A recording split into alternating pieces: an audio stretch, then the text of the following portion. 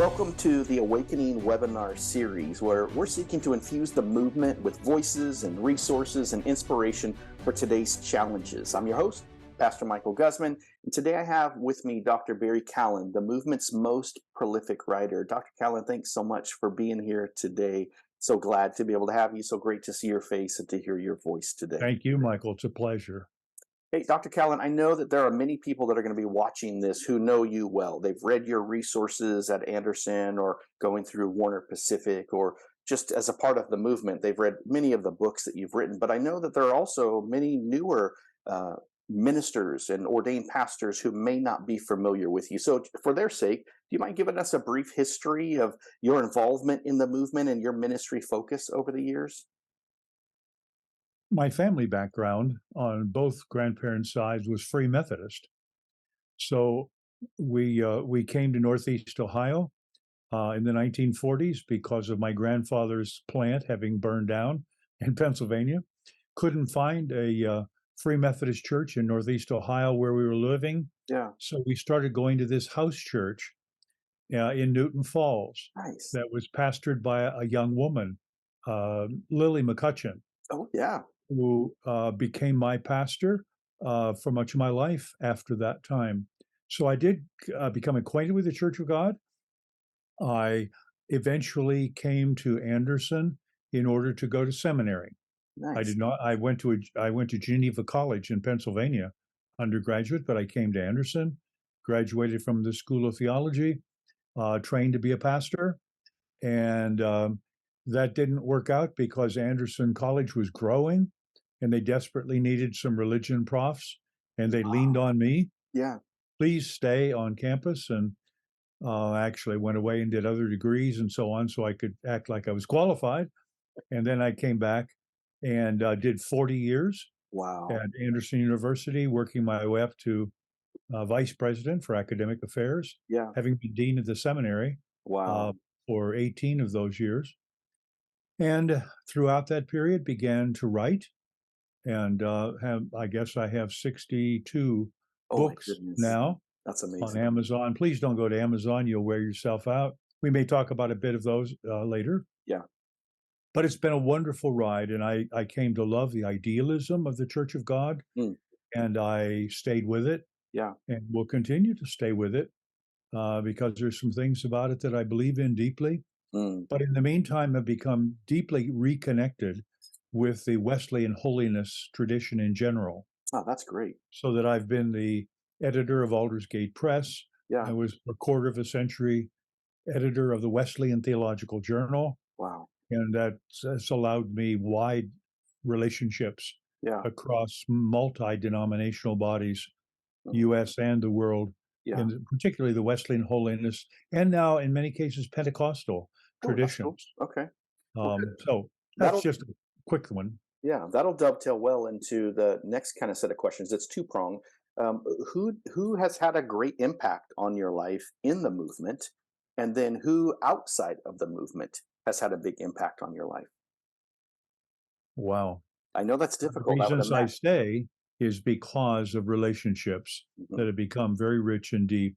I think most recently of James Earl Massey, dear friend of mine, dying of cancer recently. And so he asked me if I would do an anthology of his life's writings, Views from the Mountain, and that many people would be aware of now. Yeah. James Earl, dear brother. But here at the Anderson campus, people like Robert Reardon, longtime president, who brought me into administration as a rich spiritual man and a wonderful leader. Yeah.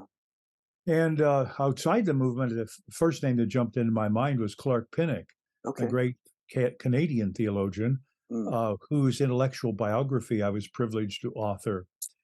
I just did the biography of John Pistol, currently president of Anderson University, former deputy director of the FBI. Yeah.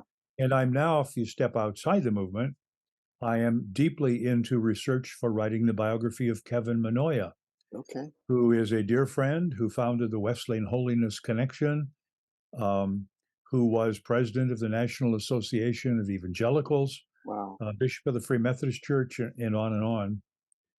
I have been very privileged. Of course, I didn't mention Lily McCutcheon.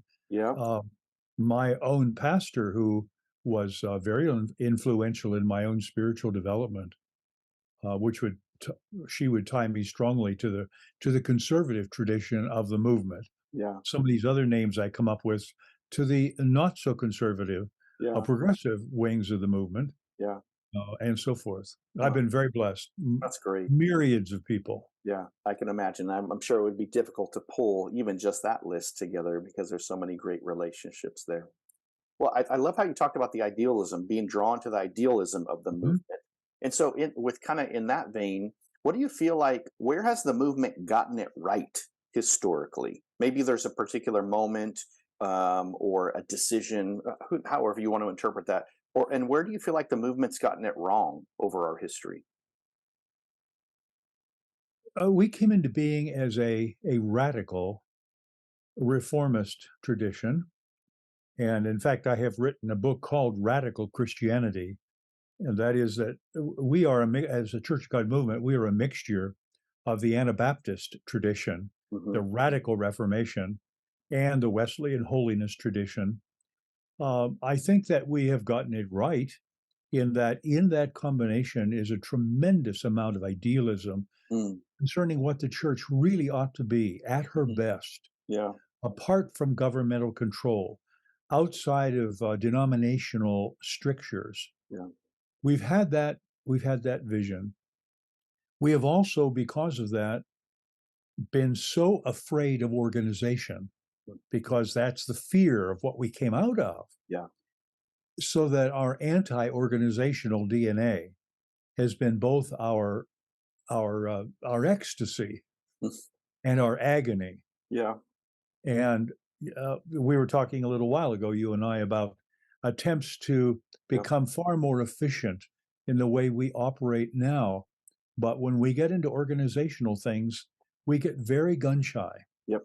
It's just part of our DNA. Um, that's some of the ecstasy and the agony Yeah. on the same subject. Yeah. Well said. And I love And it. Oh, sorry. Go ahead. Didn't well, I want was going to to. say, and one other that we could bring up, the combination of grace and truth. Hmm. We have emphasized the grace side, the fellowship side, the Holy Spirit dynamic side of things. We have always said that we also have that based solidly on the truth, which is biblical, but we don't want to define what that is Hmm. because that makes us creedal or edging back into denominationalism. So we have opted on the chaotic side Hmm. of let's just stay open to everything and let the Spirit rule. And we've struggled Yeah. with the fact that that grace has to be tied to truth, and somehow truth has to be understood without being domineering. Yeah. And we struggle with that. In fact, a couple of things we may talk about I've done recently tries to deal with that arena of theology. Nice. We've got to come to grips with it better. Yeah. I hear you. And I think it's interesting in both of those that you bring up. It is like two sides of the same sword. On one hand, Mhm. you said the agony and the ecstasy. On one hand, that's a great strength that also is a huge liability to us. And so Exactly. I think And that's. another one right now might be the United States versus the world. Mm, And that is that we still tend to think that the movement of the Church of God yeah. is an American phenomenon. Yeah. And when we want to describe it, we think in terms of United States history, Yeah. when in fact, since the early 1980s, the Church of God movement is far larger outside North America than in. Yeah. But because of our anti organizational DNA, we don't know how to network that. We Mm, have not garnered the strength and the diversity of that. We hardly are even acquainted, yeah. largely, around the world. So we have spread wonderfully around the world, but we haven't come to grips to how to make that work for the kingdom Mm, effectively. wow. So that's a big one where we've really gotten it right, Yeah. and we haven't gotten it at all yet. Yeah. Oh, well, thank you for sharing that. What Mhm. about, so if you look at the movement, this will be our last question kind of in this introduction part, but as you look at the movement, where do you see hope today? The convention of the Church of God convening in Tampa shortly is going to be convening a global council of the Church of God. There is one attempt to use technology, for instance, to be able to do this international networking that we have failed to do. That's hopeful because I happen to know, since I've been involved internationally a lot, that we have some amazing church leaders in this movement who are placed all over the globe. And there's tremendous hope there as long as we can garner it wisely for the sake of the kingdom. I see hope there and also frustration because we're not good at championing some of those things as we might. Yeah. Yeah, I hear you. Yeah, that is exciting to see what will come this year in Tampa out of that. I was just at Warm, and we were hearing many updates about that global table and the excitement that really Yes, could come from it, and the percentages, like you had described, at how we are a larger movement outside of the West than we are inside.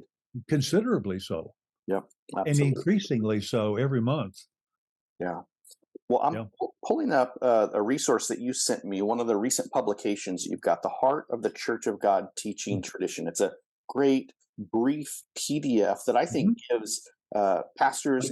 I just happened to grab Oh, one nice. there. There it is. Yeah, I've I got don't the know how to get digital. it on the screen, but I've got the whatever. digital version Oh, right you got here. one too. Wonderful, yeah. And so in it, you talk about 9 core commitments that the movement has been kind of founded on. And so let me just read those 9 core commitments. I'm scrolling there as we speak to make sure I don't skip any of them. Okay, here we go. The first one, the Bible as authority. The second one, the resurrected Jesus as the foundational event. The third core commitment being convictional, not creedal. We've hit on that one already in our conversation. Number 4 being God's people, the Pentecost people. Love to hear you talk about that one more. Number 5 being a movement of God. We've had that infused in our language already, even identifying inside of the movement and outside of the movement. Number 6, the context of particular Christian traditions. Number 7, Christian holiness and unity as essential. Number 8, vision of an inclusive church. And the last one, number 9 of the core commitments, focus on present mission faithfulness. And so, do you feel like these are aspirational? And again, if there's a comment you've got already just from hearing that list, I'd love to hear that one. But I was kind of curious, are these aspirational core commitments or do you feel like they're actual? Could you speak to that and any other thoughts you've got? Oh, I would lean to the actual.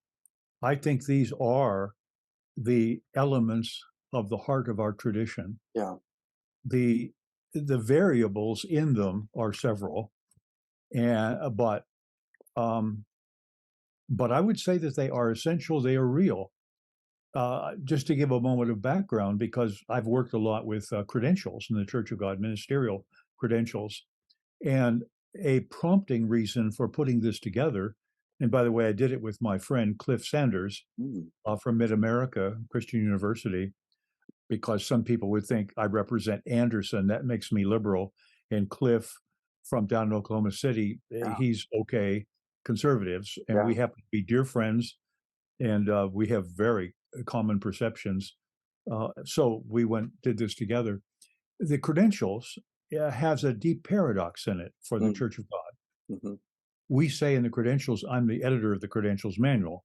We say throughout the manual that candidates for ministerial credentials ought to be congruent with accepting, affirming mm, of the teaching tradition of the movement, yeah. which is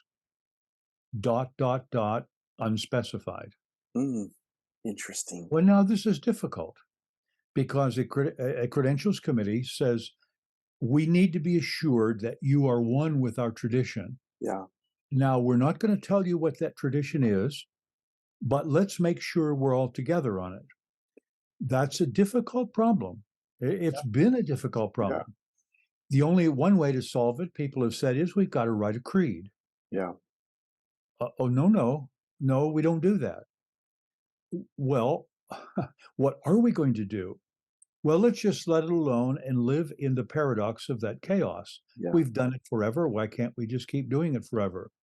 Well, partly because so many people are coming into the movement now Yep. and into its ministerial ranks from many traditions. Yeah. And if we don't do something to clarify our tradition, it will no longer distinctively exist. Yeah. That could happen very quickly. Yeah. It really could. Well, to make it continue to exist sounds sectarian, and we don't want to do that, obviously, nor do we want to creedalize it, but we must do something. So what I did here was said, here's the middle ground.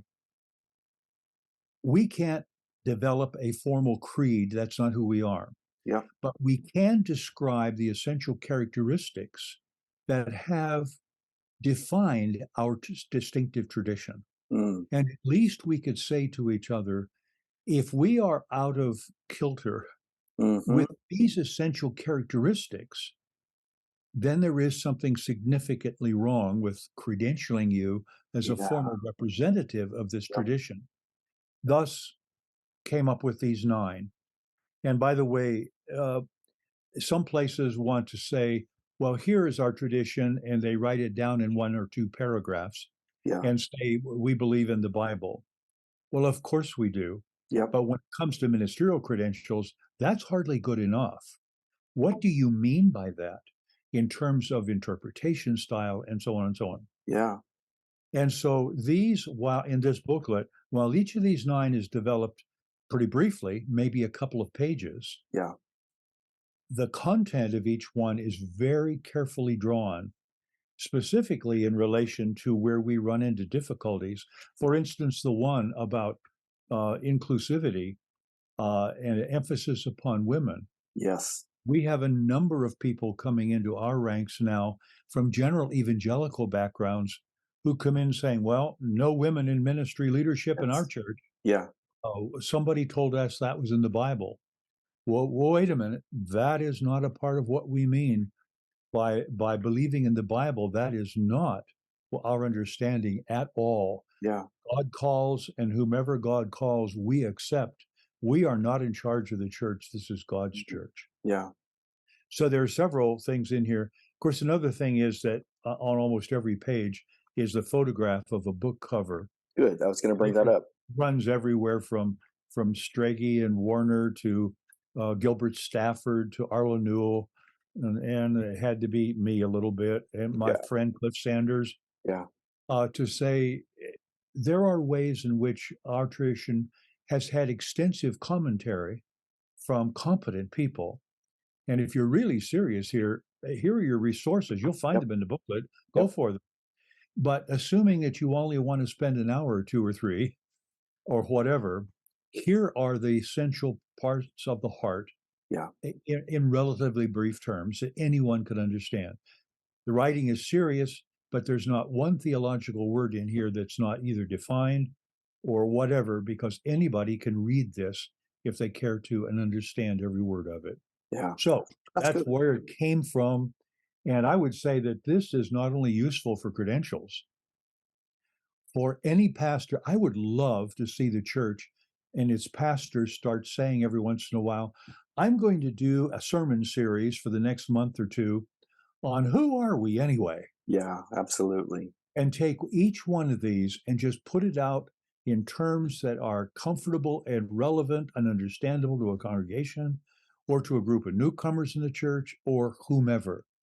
And so I tried to create a tool, and Cliff then with me, a tool that Yeah. could easily allow a pastor to get this done and get it done well without having to read a library or something in order to get it Yep. done. So Absolutely. anyway, that's a little bit about this one. That's By the great. way, there is another one Hmm. that I don't know if you're aware of. I don't, if you've seen this little one, God's on the move.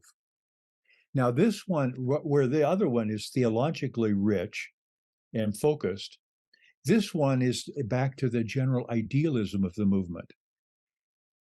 In fact, by the way, Pastors Fellowship is going on right now in Kentucky. And a friend of mine, Daryl Allen, is making a major presentation on we are a movement. What does that mean? That's good. And in other things, he's using this booklet to say, we don't mean denominationally that we're a movement, we're somebody special. Yeah. What we're saying is God's on the move. What we're trying to do is find out where God is going and join in that Join. amazing kingdom train. That's Yeah. who we are. So if you want to come join us, it's not because us are special. Yeah. We're just children of God. Come join us because you're trying to join with us in what God is moving and all about in Oh, this that's world good. today. So this is strictly highlights of our idealism in the most simple of terms. Again, very big print, lots of white space. Yeah. Anybody off the street can understand something like this and hopefully get excited about who we are. That's great. Or I like, exciting things about who we are, except yeah. beyond being paradoxical everywhere. Those resources are really, like you had said, really tangible. They're accessible for reading purposes. They're succinct, but like you had said, still robust in that. But I love how it does resource both of those resource out to many Mm. of our other publications. And so if somebody wanted to be able to get a relatively simple dive into like what you described, the theology, but the idealism. I think these resources would be really great. We'll include links to each of those where you can By purchase. the way, another wonderful thing about them, they're free Oh, nice. There you go. Hey. and they are paid for, and therefore there's no money involved here. We're not selling anything. Yeah. These are in PDF. You can send them in full color to anybody in the world Excellent. immediately, and nobody is charged for anything. There you go. Send them to 1,000 of your friends for nothing in a Yeah. minute if you have a social network. That's awesome. Well, Talk again, about outreach possibilities. yeah, and what a gift to the movement. Thanks so much for that, Dr. Oh, Callen. my pleasure. What about in our final minutes here? You've got another resource. It's new to me. I haven't had the chance to be able to read it yet. It's available on Amazon.com, and the title is Christian Holiness. Would you mind telling us about that recent book that has been published? Just very briefly, the Wesleyan Holiness Connection, 14 denominations, the Nazarenes, the Free Methodists, the Salvation Army, and all, and Church of God, uh, had a meeting last year, and its National Steering Committee of the United States made a rather shocking pronouncement.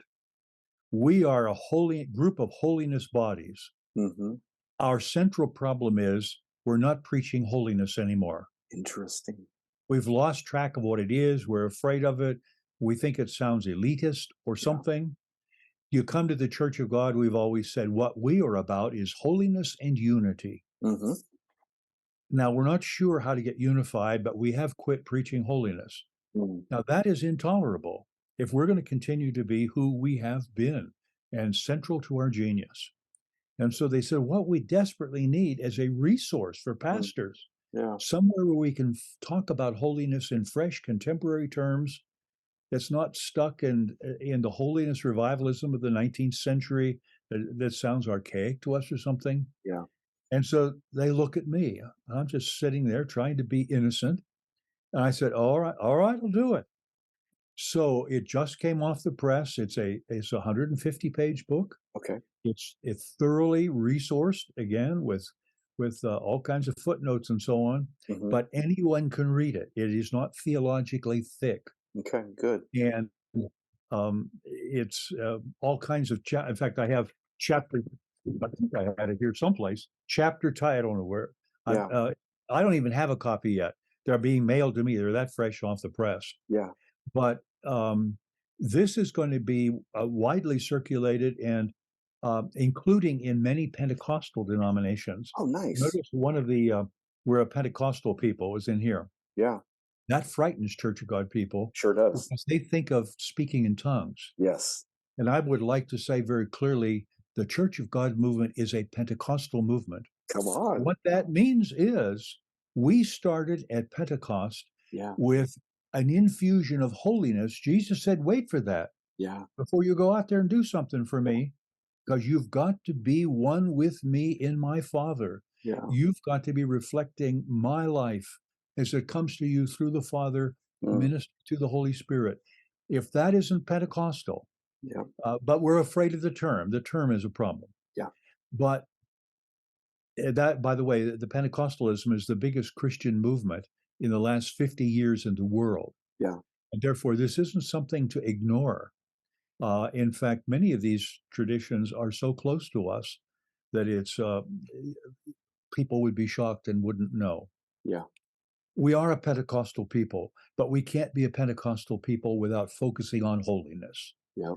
And holiness is key in our tradition to what it means to be unified. Mm, Said we don't become Christian unity people because we all have the same structure or we all have the same creed. That's not right. That's wrong.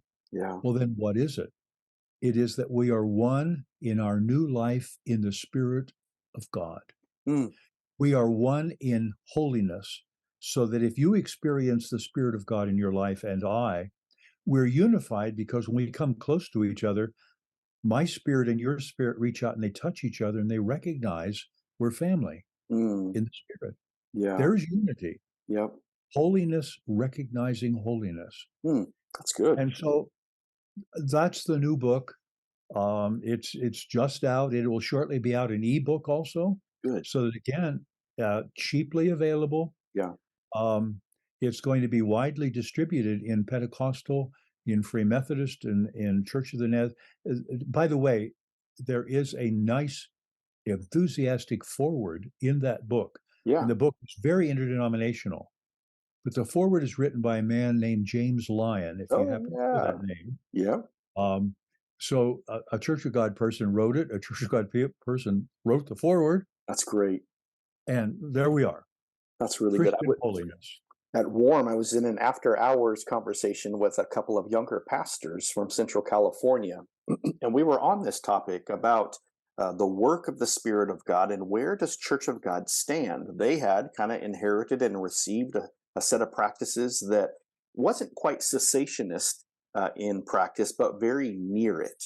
And they were hungry for the work of the Spirit of God. They had heard me say a couple of different things about the phrase I've used, Dr. Callen. You can correct this even if you think this is wrong, but I've been saying to churches in Central California and a little wider, before there were Pentecostals and before there were charismatics, there was Church of God. We were a part of a holiness movement that, like you had said, was very much about responding to the work of the Holy Spirit. And so just trying to draw out that we do have a rich Holy Spirit history and Indeed. walking in the power of the Holy Spirit. And And so, I would like to see us step forward because I would say this. yeah. In the end of the 19th century, when we came into being, we had two very strong emphases. Mhm, One was the unity of Christians is absolutely necessary for mhm, evangelism and kingdom work. And number two, unity can't be possible without the life of the Spirit. They go yeah. together. Okay, now what happened? The 20th century, two major things happened across the world in Mhm, Christianity. One was the ecumenical movement. mm, How do we find unity? yeah. The other one was the Pentecostal movement worldwide. How do we get alive in the Spirit? That's a Those were our two keynotes before either of them came into being worldwide. And we stayed away from both of them mm, because we were afraid maybe somebody wasn't getting it right. yeah. Isn't that ironic? It is. We Yeah. are not the kind of people who should be hiding behind the scenes when all this is going on, because in effect, our idealism and our teaching tradition Mm, is at the very core of what is beating worldwide. mm. I love it. That's so good. Oh, Let's do it. Let's quit hiding. I absolutely. get to move around among these people. When Yeah. I take the Church of God tradition with me, I don't have to hide. I Yeah. don't have to be shy about anything. I represent a great tradition. Absolutely. Let's not be shy about this. Yeah. Oh, that's so good. Well, Dr. Callen, as always, I feel encouraged anytime that I get the chance to sit down and talk with you. Thank you so much for sharing from your history, your experience, from the areas that you're passionate about. Thank you again. Do you have any closing thoughts? I mean, the pastors and leaders of Oregon and Southwest Washington are my first target audience, but I think that there are going to be people in the movement outside of that specific geographic boundary that are going to be potentially watching Well, this. Any other words that you would love to be able to share no, with those Michael, I would say pastors and thank you leaders? very much. It's my pleasure to be with you and hopefully to help in some minor way. Yeah. Again, we belong to a great tradition. Hmm. We have not realized it. We're almost shy about it, like we're across the tracks people Yeah. trying to yell in the wilderness somewhere. What we have to teach is as core as can be. Yeah. And I would say, let's be encouraged. Let's step forward. Yeah. let's move toward the Spirit and toward each other. Yeah. And as we do those two things, we are fulfilling the mission of our movement. No, that's so good. Now's the time to do it. Yeah, that's good. Now's the time. Well, thanks for Now is the joining. time. Yeah, thanks for joining this Awakening webinar series. Again, where we're seeking to infuse into the movement voices, resources, and inspiration for today's challenges. And so, thanks, Dr. Callen, for being with us. And Thank you for doing this, Michael. Great I'm so glad ministry. to do so. Thanks so much. All right. Goodbye, everybody. Bye-bye.